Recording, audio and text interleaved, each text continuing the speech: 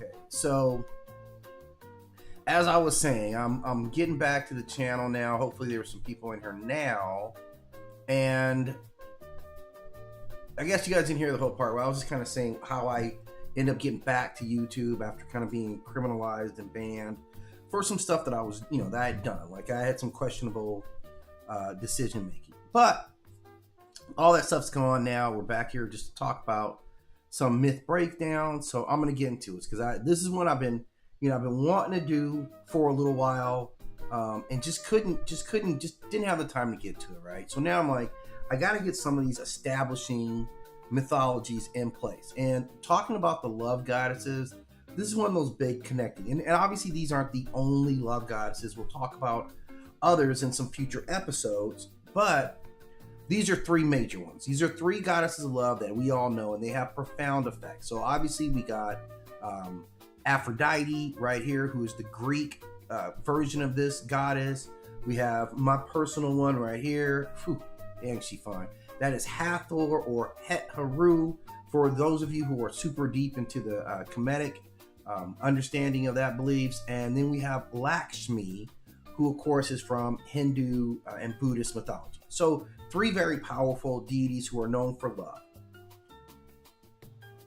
And again, we're able to look at, three different continents here, which is why I wanted these three here. Obviously we have, Europe with Aphrodite, obviously North Africa, and then I believe Lakshmi, I think that would be India, I believe, okay?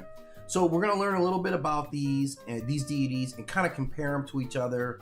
At the end of it, I'll do a little breakdown on the timeline, like when these deities started being on the scene, how they wove time and how they're being perceived even right now in modern time. So let's jump right into it, right? There's no need to wait. So first up, obviously, is Aphrodite, or Aphrodite as of Cyprus.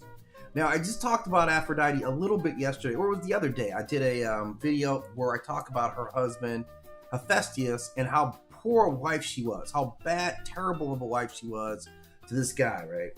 Running around with Ares all up in his face. But, that's for him to worry about. But Aphrodite obviously comes from Greek mythology. The root of her name, in some interpretations, say that the aphros part is foam, referring to her sea birth. And remember, her whole birth was that she comes out of this conch shell in the ocean. It's covered in foam, and she's just divine off the rip, right? That is her core. She is associated primarily with love, attraction, sexual desire, and Buddhist, which she has, beauty, which she has in spades, right? Her symbols are the seashell, the dove, the mirror, surprisingly, and a girdle, which is kind of odd, right? And the girdle is a special girdle. This isn't just any old girdle that she wears. It's called Kestos Hemus. And there is a story in some mythology that goes along with that girdle, in fact, right? She has a sacred girdle. Now, her iconography, like how she symbolizes, is always just a beautiful woman emerging from the sea or standing, partially nude, covered with doves or swans. So like a very, very, like you can see the doves are there, and she's kind of scantily covered. She's got enough we can work with, and she has a shell right in her hand. So they hit her symbolism extremely well. Now, she is the deity who governs the forces of erotic attraction, romantic love, and aesthetic beauty. She is different than the other gods because she doesn't operate under like a martial or even a sovereign deity. She operates through emotion and biology, like your biological compulsions. So she can influence. This is what makes her dangerous, is that she can influence both gods and regular people easily. Like even the gods are not immune from Aphrodite's power. Like that is the truth about her. What she represents is a cosmic force. So we're saying the cosmic force of attraction. And within Greek mythology, she's in charge with sexual reproduction, romantic attachment, physical beauty, and emotional longing. And her power functions by altering both motivation and perception. So in myth logic, right, we hear that love destabilizes rational judgment, and desire overrides hierarchy and authority, and beauty in this form becomes influence. Even Zeus itself is occasionally being depicted as under Aphrodite's influence, which makes sense for Zeus because he's the most powerful. Like, ooh, she swayed him, but it makes sense given, like, come on, we know what Zeus is all about. He's all about that, right? So she has some very, very powerful abilities to influence the overall pantheon of the gods. She's the biological engine of continuation and attachment at the same time. Now, historically, her primary cult center was at Cyprus. She also had a cult, a worship place in Cytherea and Corinth.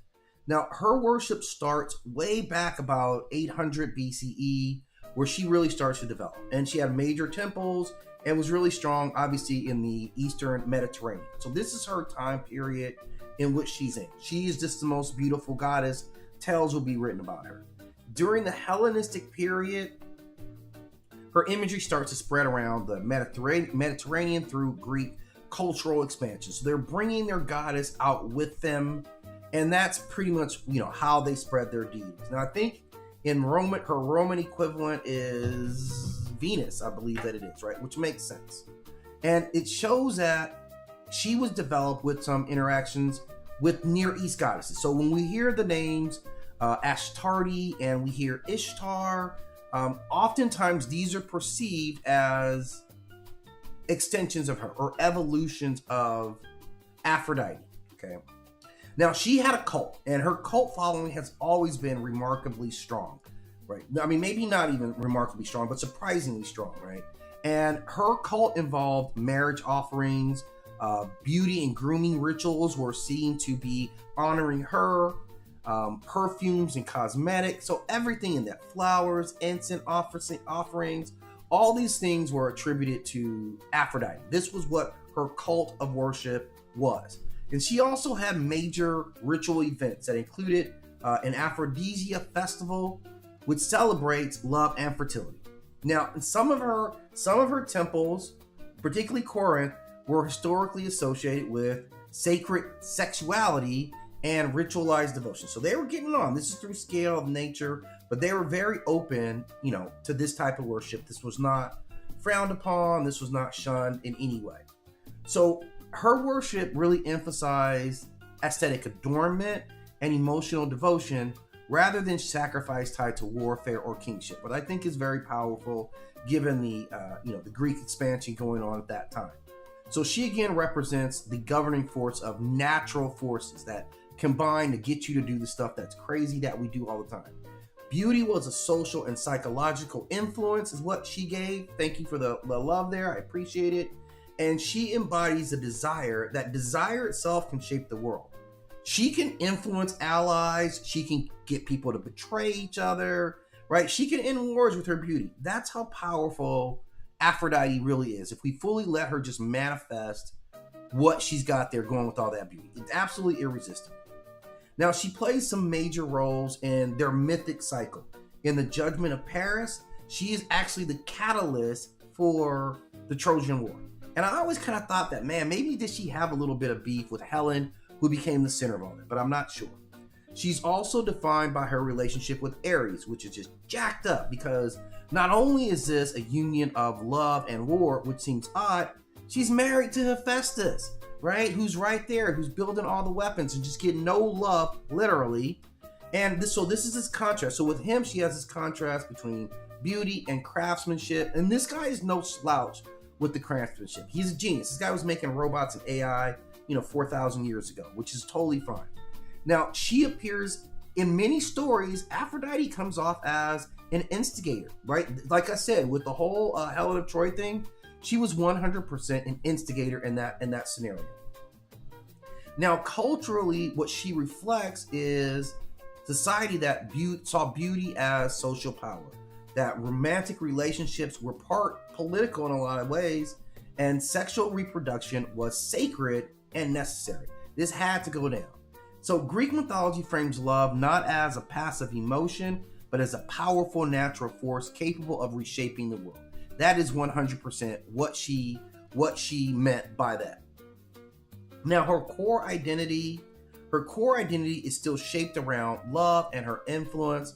And although her relationships still get a little bit messy, she still should be revered as just a very powerful goddess who can make it happen on multiple levels, right? In no way does her relationships diminish her true power. And I think in some ways, because of her ability to influence, she may be more powerful than, the others. I mean, I don't know that she's more brute force powerful than Zeus, but she definitely has influence that rivals him and also Hera, I'd say on the very least. Okay. So that's what we know about this particular goddess here. Let me pull up this image here because I wanted to have this image set up for you guys. Give me 1 second here. MythLab. Let's go love. Okay, now the next one I'm going to talk about is among my favorite, and this is the goddess Hathor, or as I said previously, Het-Heru is also a completely acceptable moniker for her as well. Whoops, that's not what I wanted. Wait a minute. Okay, get rid of you. Oh, there's Aphrodite. Too late. Okay, so Het-Heru or Hathor is probably the oldest. I'm going to guess right now, not an age thing, just a respect thing. She was the OG. She's one of the first ones, so we'll look at their historical timeline as well and kind of break that down. But, Hathor or Het-Heru, which means literally the house of Horus, which ties her into Horus, and I think in her nurturing role for Horus. She has a very specific, and sometimes they're consorts, but that's what she obviously that name, House of Heru, is about their connection. Het-Heru, although she's known by Hathor. Now, she's associated with love, beauty, obviously, right? Music, joy, fertility, and motherhood. So a lot of the things kind of overlap with these deities. What she's symbolized for, how you can always recognize her is, you're always going to see this sistrum right here. This is her magical instrument right here, the sistrum. And then if you look on top of her head, she's got the cow horns, right? The cow horns with the solar disc. So that is how you would, those things always follow her around. And no one else really reps that sistrum except I think like her son also reps it. So if you see the sistrum, you can pretty much identify that you're talking about Hathor. And this necklace that she wears also is part of the symbolism of her. So she is 100% associated with the sacred cow. That's a big part. And a lot of people believe that, a lot of people believe that in the Exodus account, when they're talking about them worshiping the golden calf, that was worship to Hathor. That would have been very prevalent given that timeline and how expansive the spread of her belief system was. Now, she is one of the oldest and most widely worshipped goddesses of ancient Egypt, or Kemet, how you refer to it. She embodies joyful life, sensuality, celebration, and being a good mom. So he has all of this. She's got all that stuff in there.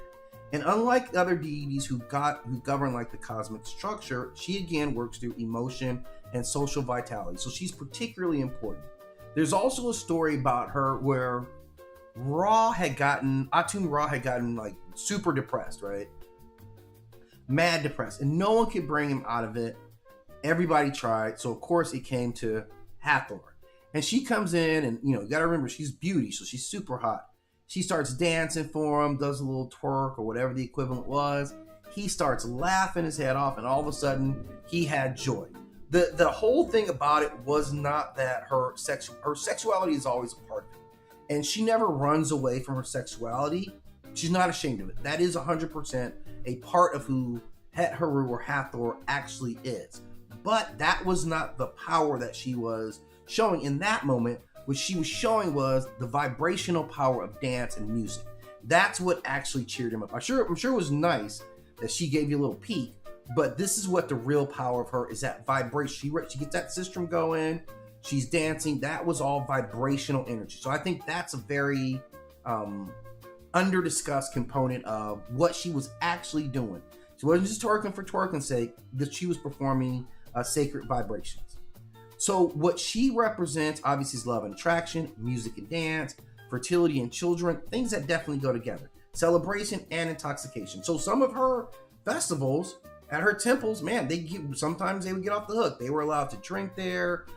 I think there was, not all the temples, but I think there was some sexuality involved in some of the temples. But she really represented this divine renewal and emotional balance. Another things that were important to her was the protection of women, right? She was all about that. She was the patroness of music and festival culture. She was a divine mother and a cosmic nurturer. One of the other big stories, and it gets all convoluted because this stuff sometimes just symbolism, sometimes they actually mean it. But her story was that after Isis, conceives Heru and she has to escape Set's wrath and ends up in the marsh, that Hathor was the one who was feeding. She was, again, the sacred cow, so it was her divine milk that allowed Heru to grow up big and strong, even though they were trapped in this marsh area. Now, she's got some mad history. Like, we really know a lot about her worship, and I'll tell you, she had a primary cult center was in Dendera, and Dendera is on another level from most other temple sites. Like, there are temple sites within her temple site. That's the power of how big Dendera is, and it's one of the oldest temple structures that's still existing. And I think they may even have like the first calendar, actual calendar system was built there. That's one of the earliest ones ever, was for Hathor. So she's associated from the old kingdom, kingship, and divine motherhood. She gets into the new, middle, and new kingdoms, and she expands with that cultural influence around the world. By the time of the late period, she has major, and this is when the Dendera is complex, and this is a complex. This is a massive complex. By the late period, she is absolutely cemented as a central goddess, and she is widely worshipped throughout Kemetic, history, Egyptian history. Even now, I'm not joking with you guys. I have a small Hathor statue sitting in my living room right now. When things get tough, I'll be like, come on. You know what I'm saying? I'm not lying. I play some music for her. I bring some offerings, right? I totally vibe with Hathor, and that's the power of what she is. Now, her rituals, since we were talking about, include music and dancing. So again, I was playing music. I get my dance on. I know that makes her happy. Festival celebrations like wine offerings. She likes wine offerings. Pour out a little bit for her and leave it there. They had festivals of drunkenness to celebrate the restoring the cosmic joy. She is the priestess of the sistrum, which is an instrument, a sacred rattle instrument, and you could use that to actually invoke her presence there. And her worship encouraged emotional release and communal celebration. So she was not, she was all about bringing back the joy in all these positive ways, which is why everybody freaking loves Hathor. She is joy as sacred energy. That is what she is. She is also the social, she also sees love as a social connection. So love for her was on a really, really deep level, and she held it down like that. She was always about expressing love and using love and joy to, why'd you end up over there? Love and joy to bring people together, right? So that's how she used it. So she had that same type of influence that I believe that,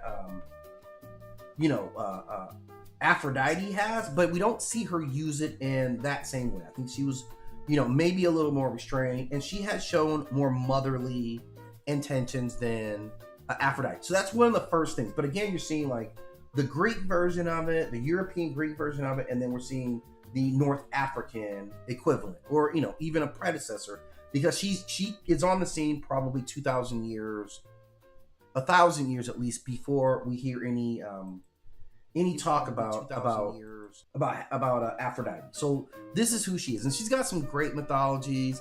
She's got some great iconography, and the primary myths that she's talked about, she's shown in a lot of ways. Now, she is talked about as being the daughter of Ra, so she has a special place there, and associated with herself as being a sky goddess. So she had that form of being a sky goddess first, which is a lot of power, right? That's saying she's a very, very powerful type of being, right?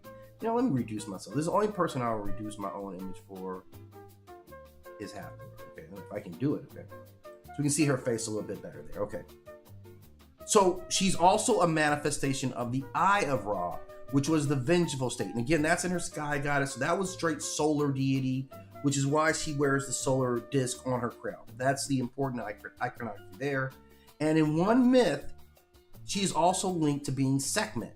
And this Sekhmet is said to be her alter personality, and that's pure lion goddess energy. She's very destructive, but does so for the restoration period. So in one of her more famous myths, she becomes Hathor, seeking some vengeance for Ra. This is all Ra's fault, by the way.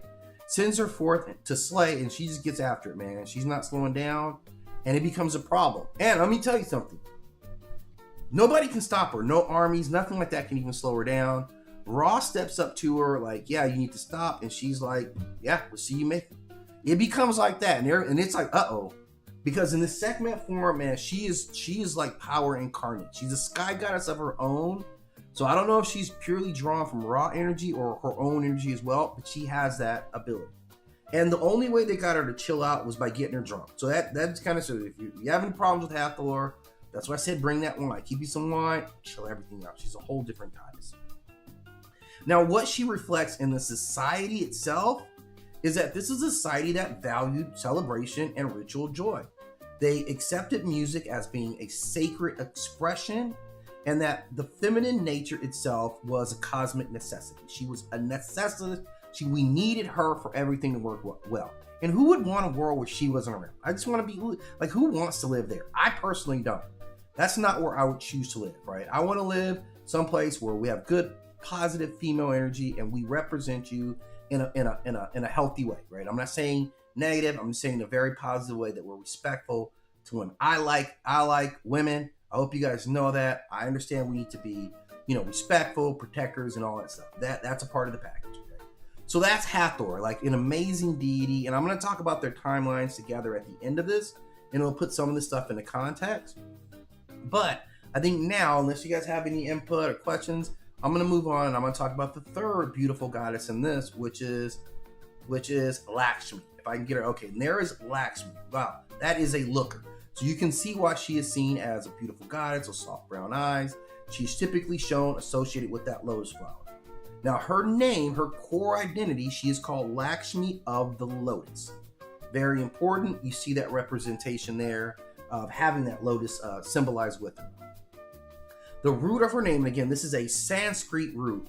Lax means to perceive, mark, or signify prosperity. So that's what a part of her name actually means. Now, obviously, her domains are similar to the others, beauty at least, but also prosperity, abundance, and fortune. So she was multitasking as well. She's symbolized by the lotus flower, also gold coins, and the elephant. And of course, her iconography is always this beautiful woman sitting on a lotus flower, often with her forearms, holding her various icons or coins and things like that. She is the Hindu goddess of prosperity, beauty, and auspicious fortune. So you came up. She represents the harmonious flourishing of life, combining aesthetic beauty with material abundance. That sounds like the best of both worlds coming out of one goddess. And her whole domain, like she is cosmic prosperity and balance, but her domains include beauty and grace, fortune and wealth, harmony with households, fertility and abundance. And in Hindu philosophy, she embodies Shri. And this is an important concept. This is a sacred quality of prosperity and radiance. And she combines to embody all that. So when we talk about her, what we're really talking about is harmony, good fortune, orderly prosperity, and her presence indicates that there's balance as well as righteous living. Like she's all about feel good, right? That's who she is. And this is, I'm going to talk more about the timeline, but I did want to touch on, like, she's around since the Vedic period. So we're saying like 1500 BCE. There's early references to her in poems. She's listed in their epic and the Puranic period, so their sacred texts. And she becomes established as the consort of Vishnu. And remember, Vishnu is part of their very important triad. Vishnu, Brahma, and Shiva, the creator, the preserver, and the destroyer. And she's connected to all that. So very powerful. Her worship has spread all throughout South and Southeast Asia. She's very well loved and very well embraced. And during classic Hinduism, her worship became central in households. This became like a normal religious practice to show love for Lakshmi. Now, she was typically worshipped through household prosperity rituals, offerings of lamps, flowers and sweets, lotus imagery, and gold symbolism. These are all tied to her. There is a major festival called the Festival of Lights. It sounds wonderful, by the way, that is dedicated to her and just reflects like her influence on the culture and the people. Now, theologically, she is beauty as harmony. She is wealth as divine blessing. I agree. She's prosperity as a sign of cosmic balance, right? Everything's in order. She's looking right. Everybody's feeling good. There's a lot of joy going around. Her theology emphasizes that abundance arises from righteous conduct and balance with the universe. So act right, be right, you'll get right, is what she's saying. And she is known and, famously talked about in their oldest text, the churning of the ocean milk, which is one of the first mythologies about the creation of the entire universe, or all of existence comes from this churning of the milk. This is where gods and the demons got together with the cosmic ocean and obtained divine treasures. She rises from the ocean, seated upon a lotus, and becomes a consort of Vishnu. So again, this idea of rising from the ocean, that's something obviously we see that she has in common with Aphrodite. That same look, and then of course the beauty and all those things obviously match up with that. So great. Her story symbolized beauty and prosperity emerging from cosmic cooperation and effort. So she is all that. She brings a whole package to it. She's prosperity with divine favor. She's beauty with spiritual harmony. She is household order that aligns with the cosmic order of the world, right? So three very, very, powerful deities whose grace has shaped like three continents, right? They're all still, except I don't know about Aphrodite. I don't know if Aphrodite is worshipped as what Hathor is right now. I guess we'll find out here. So I'm going to go through this timeline here, and this will be quick, but this will be some good information for you. Because what we do know is with these goddesses, I mentioned that Hathor was the first, and she starts like 3000 BCE. This is where she emerges from as one of the earliest Egyptian goddesses of all time. She's associated early on with fertility, motherhood, and cosmic nourishment. And she matters because she's one of the oldest continuously worshipped love and beauty deities in recorded history. She has that mantle. That is what Hathor ultimately is. I'm going to show all of them back together again, since we're kind of talking about all of them again. Right, there we go. Okay. There you go. Okay. She's still kind of solo on the scene, 2600 BCE in Memphis and in Dendera. She has temples that are built. So she's expanding. This is the old kingdom. And so she's formally integrated into the state religion as the goddess of joy, music, love, royal protection. And her cult becomes one of the most influential female religions traditions in ancient Egypt. That's very powerful to say. Now, by 1500 BCE, early references to Shri, which is the proto of Lakshmi, start to appear in Vedic literature.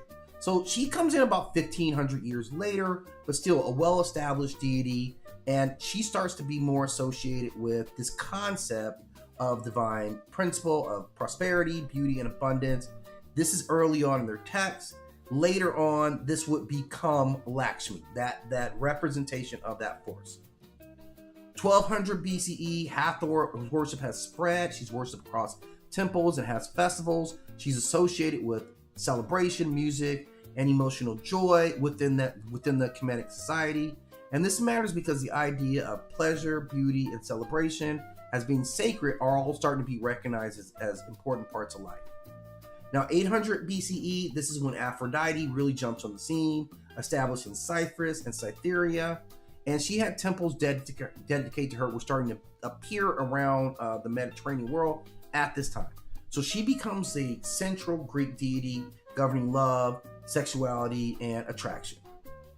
Now, by 700 BCE, this is when the Homeric tales come out, and now we're seeing hymns and early Greek poetry that were describing her powers, influence, and beauty and what she represented.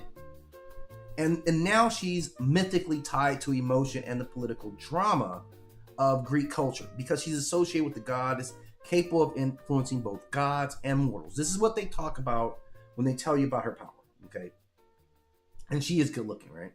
By 500 BC, just a little while later, Lakshmi actually emerges clearly as a major goddess in Hindu tradition. So she becomes associated with Vishnu and develops a strong identity as the goddess of prosperity. And this is important because she would be, one of the most widely worshipped goddesses in South Asia. Now, 300 CE, we start to see the Hellenistic world. Aphrodite is spreading across the Mediterranean, and this is following in Alexander's footsteps. Like Alexander's conquest opened up Greek culture to spread all over the world. And so Aphrodite's temple started appearing at all these places out, in the emerging Greek empire, but not necessarily on the original Greek land. And she becomes a part of the shared Mediterranean religious landscape. So she's firmly in it, It's difficult to talk about that belief system without mentioning her, because she's centrally connected to a lot of the characters. Now, by 100 BCE, Lakshmi is fully integrated into Hindu mythology and temple worship.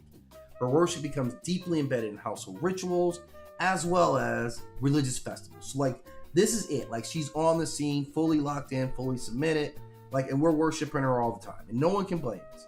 By 500 BCE, this is when the Roman Empire is on the scene, and now she becomes synchronized with Venus, again, the planetary Venus, because it's associated with love. So Roman culture adopts Aphrodite as Venus, although I don't know if we really talk about Venus. I don't know if you guys really adopted her as Venus or if she just took over, because I don't remember anyone talking about Venus or having any worship.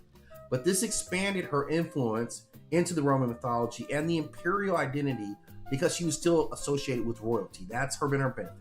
And this is the love goddess becomes linked to the Roman identity and the founding of the myth of Rome. So she's foundational, man, in a couple of ways. A couple of hundred years later, we're seeing more temples of Hathor remaining active, 200 BCE. So she's still cranking along. But 400 CE, Lakshmi worship has spread through classical Hindu culture. So she's a major devotional component of Hindu myths at this point. And in Southeast Asia, she's integrated into their festival. So about 800 CE, 800 is when they start actually, having the festival. So she's just growing. Thank you everyone for stopping in, by the way. I definitely appreciate it. 1400 CE, we have, or 1400 Common Era, the European Renaissance, and art revives her imagery. And this is where we see a lot of the really good artwork about her come out during this period of time. By 1700, Egyptology begins rediscovering Hathor. So she kind of went dark for just a tiny bit, but now she's back on the scene through this rediscovery. By the 1800s, globally, we're seeing the rise of the studies of ancient religions. So all these goddesses are starting to come back stronger with a greater appreciation for what they did, what they do, and what they represent. By the 19th century or present time, like, they're all still global. They still continue to inspire artwork and music. And I don't know if these guys are in video games, but definitely some of the animated movies, we'll still see those. So Lakshmi continues to be actively worshipped by millions of Hindus, like, globally, worldwide. Aphrodite remains a powerful symbol of beauty and romance in Western culture, very identifiable at that. Hathor is widely studied as a major figure in Egyptian religion and still vastly adorned by people like me, and there's millions of others. So all this stuff matters because we're seeing across continents, separated geographically by centuries at minimum. We still very similar concepts coming out of humans who are writing all this mythology down and developing these religions. So a good bit of information. I love talking about each one of these deities. They're very powerful. And again, if you guys have questions about it, I'm here for your mythological queries. But this is basically the end of this MythLab. I really enjoyed kind of bringing it to you. It will be re-uploaded on the site probably by tomorrow in shorter bits. So if you only want to hear about Hathor, you only want to hear about Lakshmi or Aphrodite, you'll be free to do that. I ask that you hit that like and subscribe. Send me your thoughts and messages, what type of other stories you want to hear me talk about, or what deities you want to see featured. Thank you again. Looking forward to showing you guys some love, sharing some knowledge with you guys again. I'll be back at tomorrow, probably about 11 Central Time.